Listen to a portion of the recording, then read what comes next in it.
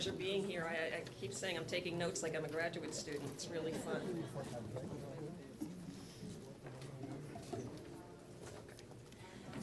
So I have no conflicts of interest. You can feel free to tweet. I hope you're nice, not too mean. So I'd like to talk about, I'm going to be talking about cannabis use disorder, but clearly there's a yin and a yang to this plant. Is cannabis good or bad? It's clearly both. It's a pharmacologically complex plant with constituents that have the potential for producing both medical benefit and problematic use. At least in the United States, I'm not sure about Canada, but the societal discussion and the public policy is polarizing, and it really lacks nuance. It's either a miracle cure or it's a hazard, and it's one or the other, and people are pretty religious about either camp. And this debate is true even for scientists. So I have a paper out with a colleague where we review pretty much the same evidence, and we come to different conclusions. So you can see even among science, there's a bit of debate. So what I'd like to talk about today is epidemiology, and I apologize, it's a lot of United States surveys. And then I'm going to describe our human laboratory model of medications development for cannabis use disorder.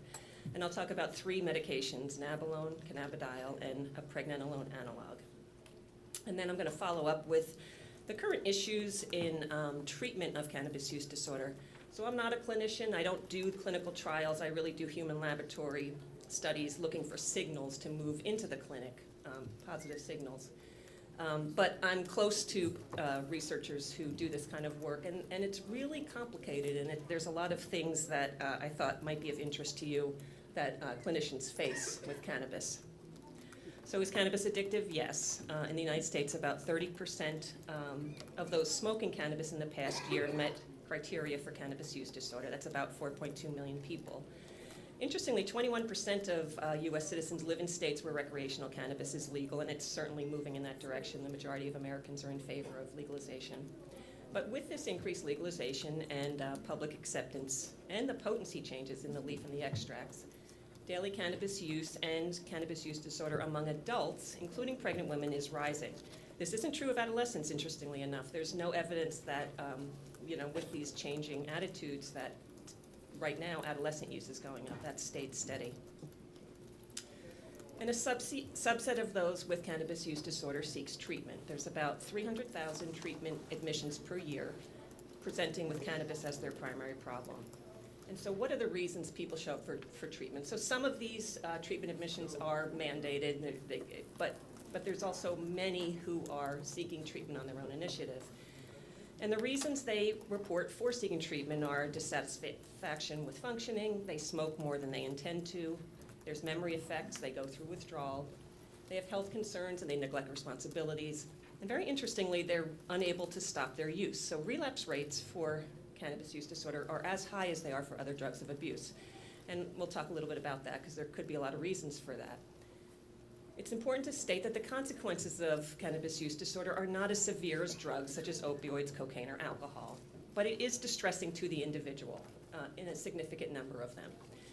So it is qualitatively similar to other substance use disorders. It's disruptive. A lot of time and money is spent to get cannabis and to use it. It's persistent. There's failed attempts to quit and reduce, and as I said, there's withdrawal symptoms. And there's no efficacious treatment. Few patients achieve long-term abstinence, even with evidence-based behavioral treatments such as motivation enhancement, cognitive behavioral therapy, or contingency management. It's better than nothing, but they're really not all that efficacious. And randomized placebo-controlled pharmacological trials are also consistently negative. So finding effective treatments for CUD is a public health priority, especially as rates of the disorder rise. So we think a variety of treatment options are needed, including medications to reduce withdrawal and facilitate abstinence. And we have those medications for other drugs of abuse, opioids, tobacco, and alcohol.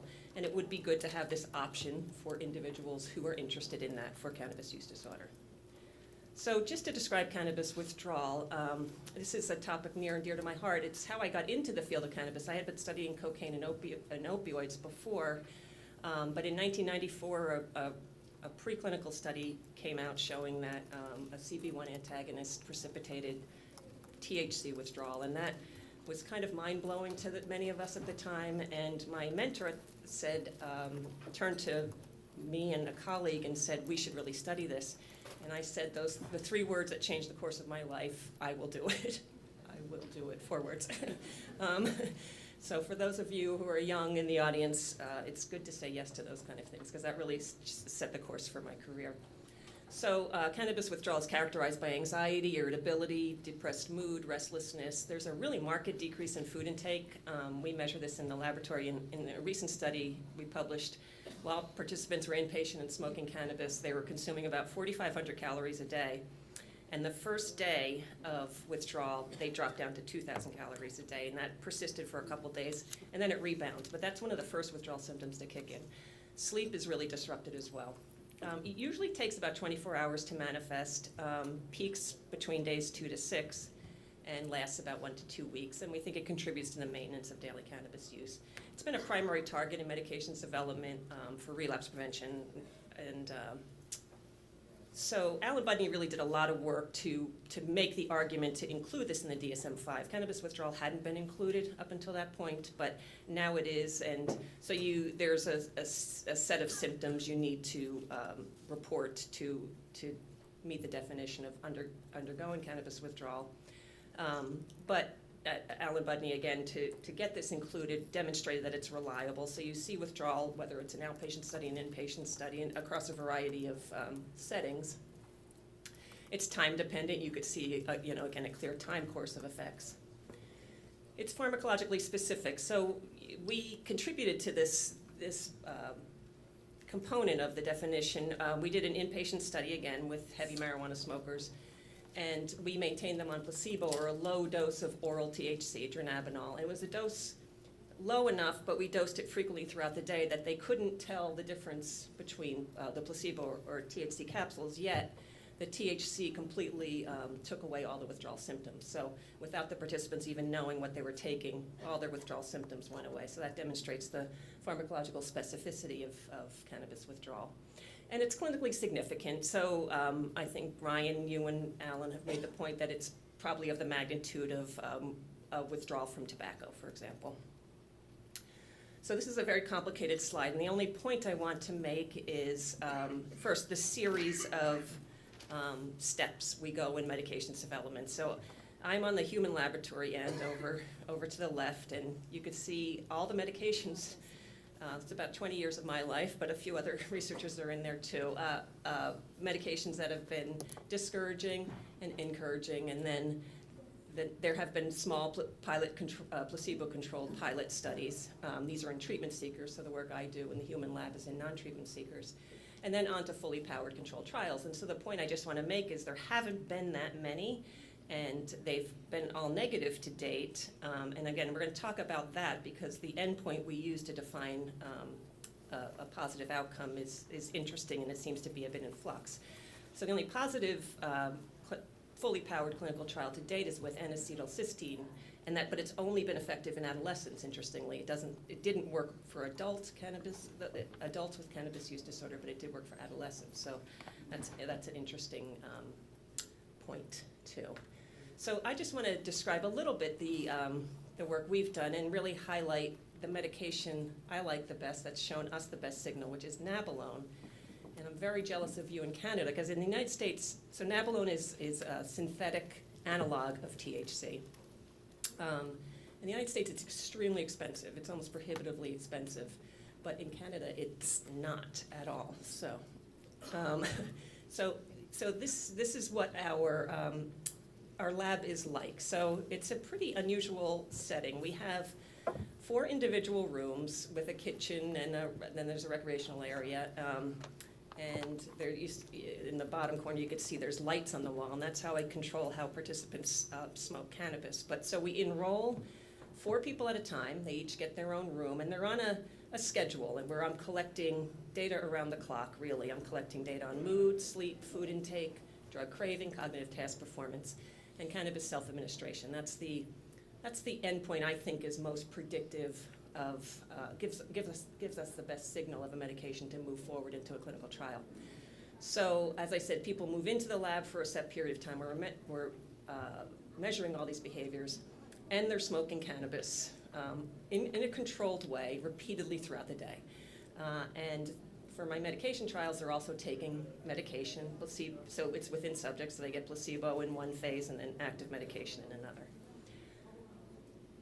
And so the participants are they're heavy marijuana smokers. They average between 2 to 4 grams a day. They don't miss a day. They smoke as soon as they wake up in the morning, and they are not hard to find. There's a lot of them in New York City. It's never hard to recruit. So they're heavy marijuana smokers, and I think that that's important because I think if they were lighter users, it would be much easier to disrupt their drug-taking behavior. So this group is a tough one to budge. They have no major psychiatric disorders. They may abuse but not meet dependence on other drugs.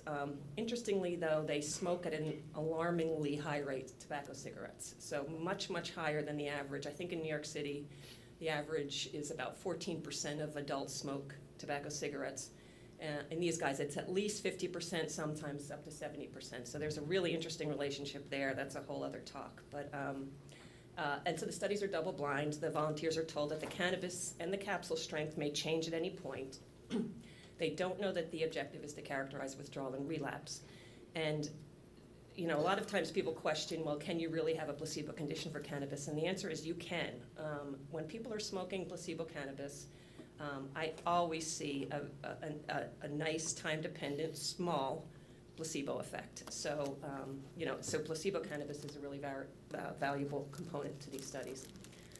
So again, with medications development, you can target different aspects of problematic drug use, and one of them is targeting to find a medication that will function to prevent relapse. So that approach has been to decrease cannabis withdrawal, and then we look to see if the medication will decrease cannabis self-administration following a period of abstinence. So this is our model of relapse in humans.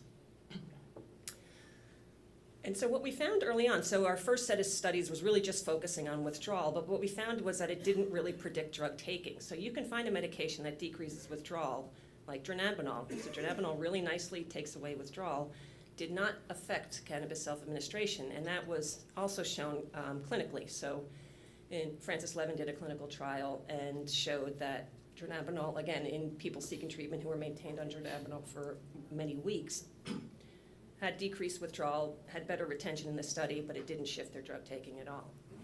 So it's a really essential behavior to include, as I was saying. So we set up a model of relapse where we structure the conditions so that a return to cannabis use in people who have not had cannabis is costly, that they have to actually pay for individual puffs in order to smoke again, and we look to see if the medication shifts this.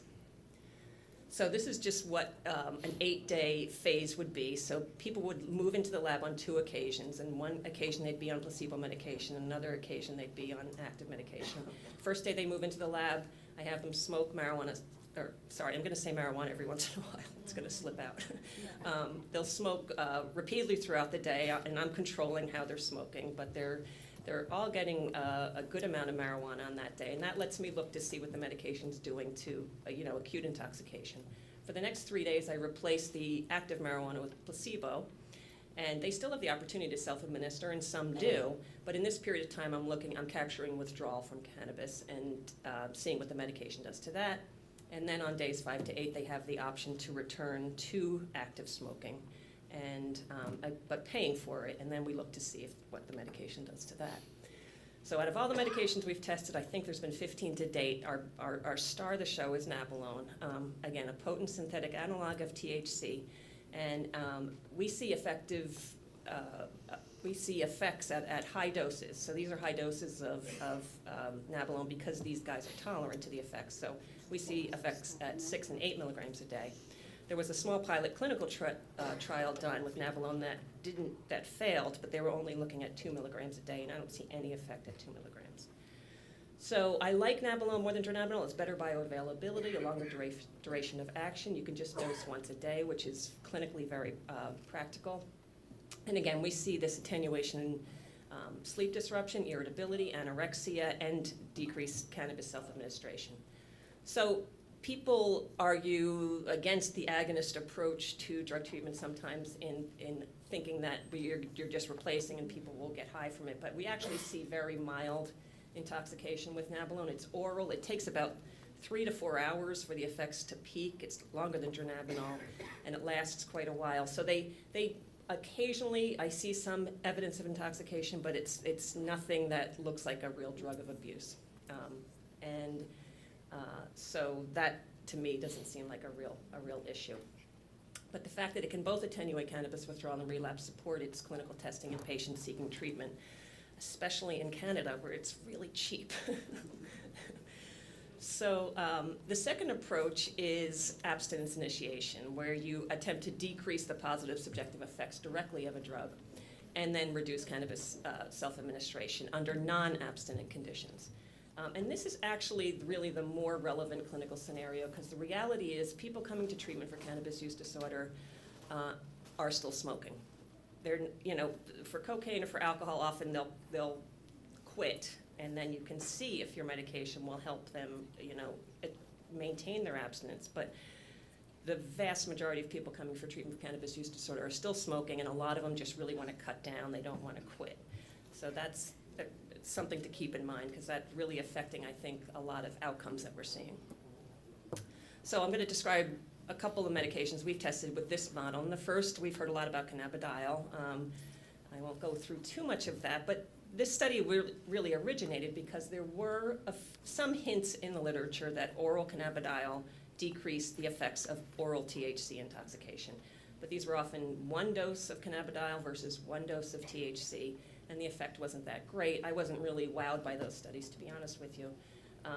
But NIDA, National Institute of Drug Abuse, thought, well, if it does do this, maybe this could be a medication that could be effective in attenuating the effects of THC. So we did a multi-site study directly comparing the effects of a range of oral CBD doses in combination with smoked cannabis. And this was synthetic cannabidiol that we got imported from England. We tested 0, 200, 400, and 800 milligrams and looked at the reinforcing, subjective effects, cognitive effects, and physiological effects of both placebo and active cannabis relative to placebo capsules. So this is just, this image is the effect I described, the placebo effect. So when the participants smoked inactive marijuana, you see this nice time-dependent increase in I feel high, and cannabidiol didn't do anything. All the different bars are just showing different doses of cannabidiol, and the black bar being placebo. And so this is active marijuana or active cannabis, and you see cannabidiol does nothing to that at all. So we tried to dose the cannabidiol well before we gave the participants cannabis, so that to try to get the timing right. But we saw no effect over the time course of cannabis effects. And this was true in terms of craving. The open bars are inactive cannabis, and the green is active cannabis. So craving, liking cannabis, cannabis strength, the amount of money they'd pay for that strength. This is cannabis self-administration. Nothing was affected by cannabidiol. So although we saw classic cannabis effects, we didn't see oral cannabidiol having any effect. I didn't, we measure a lot of mood effects, anxiety, that sort of thing. These are not anxious people, but we saw absolutely no effect of the cannabidiol alone on any mood effect. And so even our plasma levels of CBD were higher than the ones in the studies showing that there was an effect on oral THC, but we saw no effect. So this isn't a total nail in the coffin. It looks like when there's some recent studies where you inhale or vaped cannabidiol, you're seeing different interactions, and you've seen earlier today with THC. But under these conditions, with a single pre-treatment with cannabidiol, we're not seeing any effect whatsoever. So these are fancier slides that I did not prepare, that I borrowed. But the next medication I was going to talk about is a pregnenolone analog. And so this is just showing the CB1 receptor with THC binding and then setting off the intracellular cascade. And this is work of P.R.V. Piazza, published in 2014, where he showed that pregnenolone, the steroid hormone, binds to a pocket within the CB1 receptor and shuts down just one of the intracellular cascade, phosphoric, and showed that had behavioral effects where it attenuated all the abuse-related effects of cannabinoids preclinically. Where rimonabant has much more dramatic effects. Rimonabant is the orthosteric antagonist, shuts down everything intracellularly, and has more dramatic side effects, decreased food intake, all sorts of things. And this compound, pregnenolone, did not. So a pharma company was developed that produced a non-metabolized pregnenolone derivative called AEF0117, and showed preclinically that this compound, unlike orthosteric antagonists, did not precipitate withdrawal, didn't decrease food intake, and didn't increase anxiety measures, all the things you see with a CB1 orthosteric antagonist. And in non-human primates, this compound also decreased THC self-administration. So we have a grant that we're working through right now. So the next step was to put this into humans. So there's a lot of safety tests, obviously, that one would have to do to move a drug along the development pathway. So you do a single dose administration study, inpatient and multi-dose in healthy volunteers, and we tested 4 doses of the compound in both. And then moved into my lab. So then I got my hands on it, where we're currently working our way through the lowest dose, where we have participants come in on 2 occasions for 5 days each. On one 5-day occasion, they're on placebo, another, they're on the active medication, and then we just have them smoke cannabis, and we look at all the abuse-related effects, self-administration, cognition, food intake, and analgesia. We threw in a pain measure there too. So that's underway. That's an exciting study for us to be doing. So now I just want to go back just to end up with some of the issues with the clinical trials. So to really try to test in a clinically relevant population in a well-powered study. There's a lot of issues that may be unique to cannabis that the field is kind of wrestling with right now. And luckily, at least in the States, the FDA is willing to, it seems, willing to come to the table and talk about different outcome measures that would be clinically meaningful. So for cannabis, what constitutes a meaningful clinical outcome? It has been abstinence. So the studies that I showed that all failed have had, I think, 2 to 3 weeks of abstinence as the outcome that, you know, unless your medication could achieve that, it was a failure. But again, you have this problem with not many people even wanting that. So is that the most meaningful outcome measure? Reduction in heavy use days, that's what we use for alcohol, but cannabis is not alcohol. It's much harder to do. There's no standardized unit. The potency, the route of administration, it's all difficult to define. So it's hard to think how one would define a heavy use day and get a meaningful outcome out of that. I think, you know, there's an ongoing study right now with the FA inhibitor. It's a multi-site clinical trial, and I think they are using frequency of use throughout the day as their primary outcome measure. So, you know, we'll see where that goes. So everyone is trying to figure this out as we go. The other thing that's interesting is how about a reduction in cannabis using days? So there's one published treatment study where they found that those who used fewer days, so you might come in using 5 to 7 days a week, and if you go down less, they saw a significant increase in quality of life outcomes, where the amount used, the number of grams used, did not predict anything, but the number of days used did. So, and then another researcher, based on epidemiological data, argues that you need both quantity and frequency, like a proportion measure, to best evaluate outcome. Frances Levin is presenting at CPDD this year a study where she looked back on all of her failed clinical outcome studies and just to, you know, for heuristic reasons, look to see what would happen if you used number of days of use instead of abstinence as the outcome measure.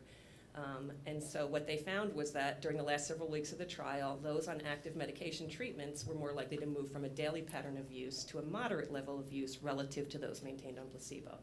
So again, that's another interesting way to think about this. But again, the field is really in flux about this. So just to, I don't know where I am on time, but I'm ending now. So.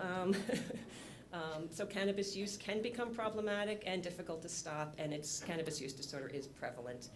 The consequences of cannabis use disorder may not be as severe as drugs such as cocaine, opioids, or alcohol, but increased rates of CUD benefit neither individuals or society. So these marked societal changes are occurring, yet the research on treatment really does lag behind other substance use disorders. We clearly need to define a clinically meaningful outcome measure. That's really a work in progress. And again, one more plug for Nabalone. So this is, our research group. Ziva's in the picture. She still flies to Columbia on occasion and helps me dose marijuana, cannabis in some of these studies. Deanna Martinez is also a valued colleague. So thank you very much.